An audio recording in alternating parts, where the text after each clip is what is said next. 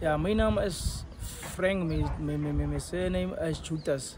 Ik is van Platfontein hier bij Kwekan. Ja, en Basida, ik denk het voor ons cursus begonnen, ons het maandag begonnen.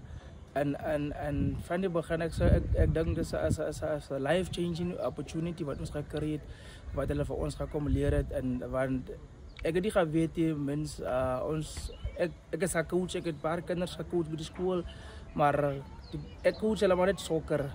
Maar het ding wat ik zo meestal ga leren, dat is twee dingen om te coachen. Je coach de soccer en de leven. En je moet ook samen met God coachen. So, die coachen, je moet leren wat moet hulle doen en wat moet hulle ook recht maken en waar hulle ook hulle fouten zijn.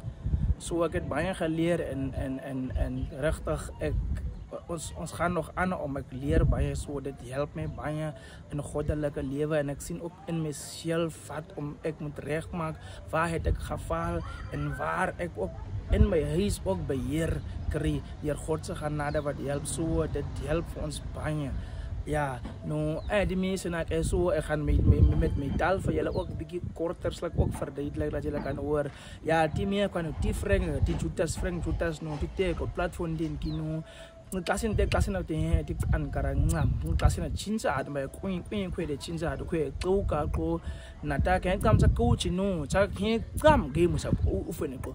Kunya cha qaya mqwam cha qaya bora mana bora cha qaya tsamka cha qowa queen si ka qaya bora ke hiya te go tsie gam queen ke tam se hi so a go queen he si chinza go so ngwan re tsan ke qaw opportunity ti wota opportunity ti queen he chinza te ti manu je chinza ti nga ka je chinza te so nga kwana di ke qawa the ambassador group na ya ta na qaya ka qaya ti opportunity to wota ti me de tsan kara dangita.